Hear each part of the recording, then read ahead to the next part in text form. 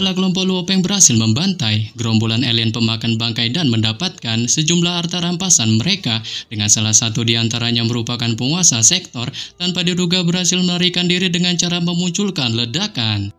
Kelompok Luopeng pun bergegas memasuki kapal alam semestanya dan memutuskan untuk terus melanjutkan perjalanan. Dengan ketika berada di dalam kapal, Kapten Tewo pun menunjukkan kegirangannya atas keberhasilan mereka menghabisi salah satu penguasa sektor alien pemakan bangkai, serta melihat hasil rampasan mereka dari gerombolan alien pemakan bangkai yang menurutnya terbilang sangat menguntungkan, sehingga mbonnya pun segera memulai pembagian rampasan dan melakukan perayaan atas keberhasilan mereka membalaskan dendam atas kematian anggota ketujuhnya waktu itu, sembari membahas kemampuan gerombolan alien ini yang memiliki keahlian dalam hal regenerasi tubuh. Tapi dikarenakan Kapten Tewo telah menghabisi anggota terkuat dari kelompok alien pemakan bangkai, Yansi pun menyuruhnya untuk berhak membeli hasil rampasan terlebih dahulu, menyebabkan Kapten Tewo pun yang mendengarnya hanya bisa memilih untuk mengambil rampasan sebuah tombak panjang dan menyuruh anggota lainnya untuk membagi sisa hasil rampasan. Tetapi di sini Luopeng pun hanya menunjukkan mode tenangnya di sopannya, serta mengungkapkan dirinya yang tak menginginkan hasil rampasan didasari atas dirinya yang sama sekali tak membutuhkannya. Saat ini pun buat kelompok Menu pun yang mendengarnya menunjukkan rasa herannya dengan tak berharap pemuda tampan ini mau mengalah pada mereka atas pembagian hasil rampasan. Oleh sebab itu kelompok Luopeng pun terus melanjutkan perjalanannya saat ia dan timnya duduk di kapal alam semestanya untuk kemudian secara hati-hati menjelajahi maupun menghindari musuh yang sangat kuat, serta secara cepat berurusan dengan yang mereka bisa, dan dalam sekejap mata mereka pun telah menjelajahi selama sekitar setengah tahun serta telah mengalami belasan pertempuran berdarah. Saat tiga dari mereka mengalami kesuraman, terutama pria ilusi Wu dan binatang kucingnya terluka parah sebelumnya. Tapi untungnya Luopeng pun masih bisa menyelamatkan mereka, sehingga ketika berada di dalam ruang istirahat kapal, pria ilusi Wu pun segera menyatakan rasa terima kasihnya pada Luopeng atas dirinya yang terus-menerus telah menyelamatkannya. Saat Luopeng pun hanya menunjukkan mode santuinya dan menyebutkan tentang dirinya yang bahkan jika tak menyelamatkannya, kemungkinan besar Du Yao akan melakukan hal yang sama. Tapi di sini Du Yao pun yang mendengarnya sontak membantahnya, sebab bahkan jika dirinya melakukannya, kemungkinan itu akan mengakibatkannya membayar biaya yang cukup tinggi. Membuatnya pun hanya bisa melontarkan pujiannya atas kemampuan Luopeng, sebab dengan kekuatan hebat pedang maupun kecepatannya, itu pun sangat bagus untuk menyelamatkan teman satu tim mereka. Dikarenakan para musuh biasanya fokus pada Kapten Tewo, berpikir bahwa ia yang sangat penting, serta mereka sebenarnya tak pernah fokus padanya, sehingga dengan ia menyerang, itu pun nyatanya merusak dan mengacaukan semua rencana musuh, memungkinkan mereka untuk mengembalikan keadaan. Dengan ketika kelompok Du Yao masih mengobrol, Luopeng pun memutuskan mengalihkan tatapannya dari mereka dan memilih untuk berkomunikasi oleh Babata dengan menanyakan padanya tentang gerangan seberapa banyak poin kontribusi yang kali ini sudah dikumpulkannya.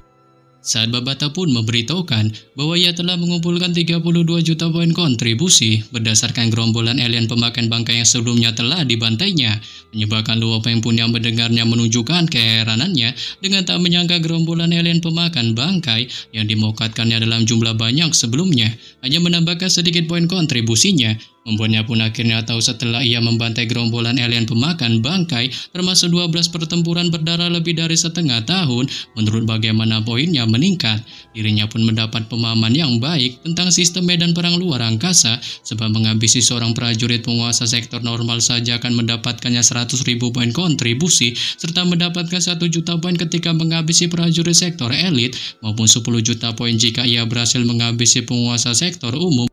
Tapi ini hanya berlaku jika dirinya menghabisi mereka secara solo, mengingat jika orang lain membantu, poinnya akan terpecah dan ia hanya akan mendapatkan sebagian darinya, sehingga membuatnya pun tak kuasanya bisa menggelengkan kepalanya tak berdaya. Terlebih lagi ia juga tahu tak ada jenderal penguasa sektor yang harus dihabisinya, dan satu prajurit biasanya hanya memiliki sedikit penguasa sektor, memungkinkannya sudah jelas mengetahui perusahaan virtual alam semesta memaksanya untuk membantai seorang undings hingga dalam sudut pandang perusahaan virtual alam semesta. Seorang murid dari pemimpin kota kekacauan utama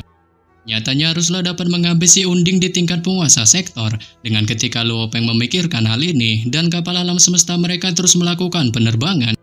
ini pun kita akan berpindah cerita ke TKP si alien penguasa sektor bernama Puwesan yang berhasil melarikan diri sebelumnya dari kelompok Luopeng dengan cara memunculkan ledakan dahsyat sampai-sampai mengorbankan kedua tangan yang pada akhirnya hancur. Yang mana setelah kabur dari kelompok Luopeng,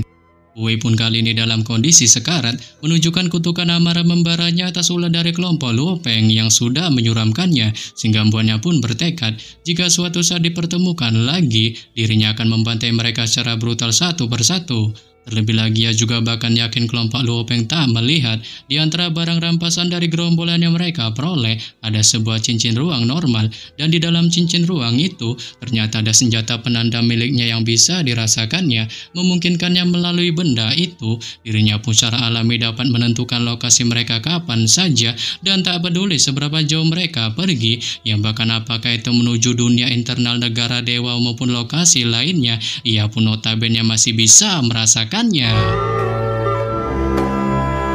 Setelah memikirkan hal ini, Wei Shan pun merasa dirinya tak bisa membuang waktu lagi dan harus segera membalaskan dendam serta menghabisi kelompok Luo Peng. Tapi merasa dirinya kali ini kekurangan amunisi kekuatan, ia pun memilih menghubungi para sekutunya guna meminta bala bantuan.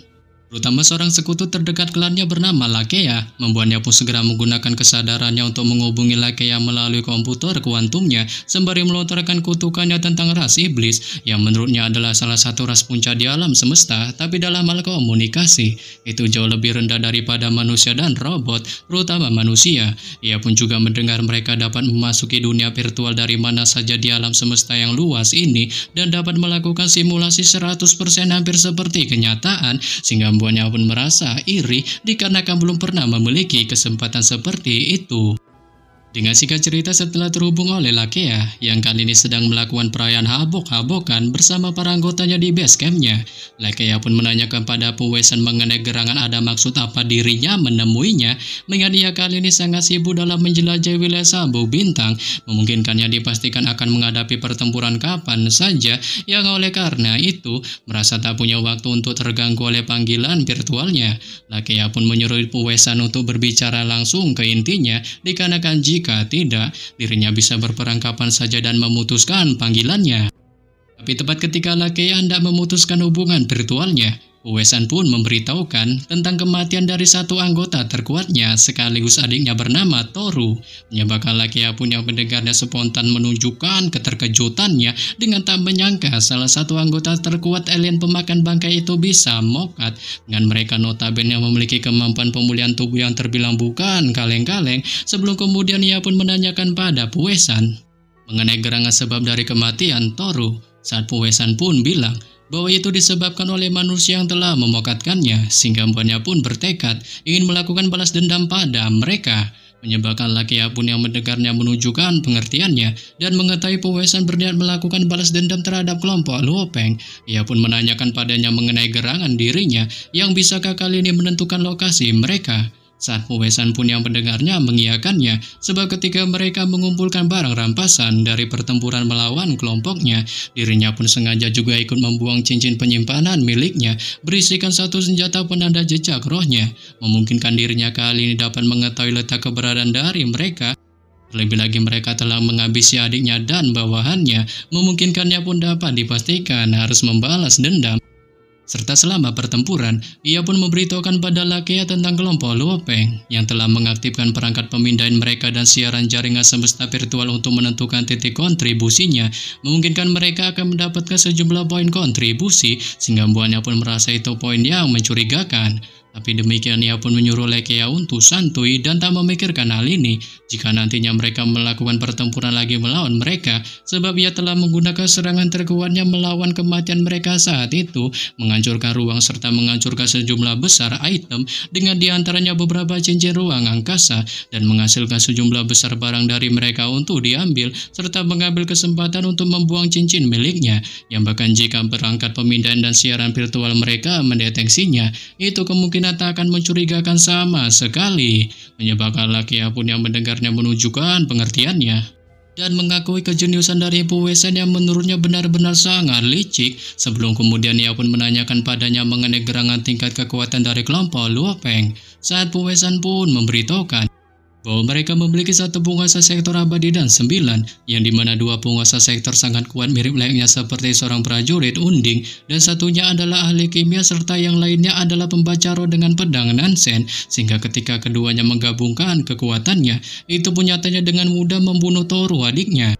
Menyebabkan laki pun yang mendengar dan menunjukkan keheranannya dengan tak menyangka kelompok Luo Peng berisikan para anggota yang sangat kuat, membuatnya pun merasa jika mereka berdua bersama-sama melakukan pertempuran melawan mereka, kemungkinan dapat dipastikan mereka masih tak memiliki harapan. Tetapi di sini Pu Wesan pun menyuruh Lekia untuk santuy, sebab ia tak hanya akan mengajaknya bertempur dalam ajang balas dendam ini, melainkan ia juga akan mengundang teman dekatnya dari klan iblis agung bernama Meng Weina.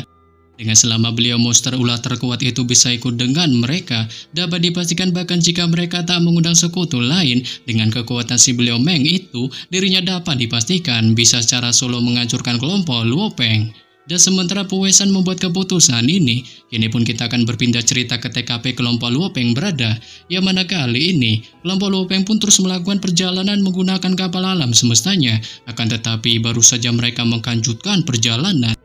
Kapal alam semesta mereka pun tiba-tiba memunculkan alarm peringatan, diikuti kemunculan sebuah kekuatan dahsyat yang segera menghantam kapal, sampai-sampai itu pun langsung menghancurkannya hingga berkeping-keping, sehingga membuat kelompok Luo Peng pun masing-masing bergegas keluar dari kapal dengan dapat melihat di arah kejauhan di depannya. Mereka pun sontak terkejut menemukan dua sosok prajurit unding yang ternyata itu tanpa diduga adalah Pu Wesan dan Leke yang ada di sana.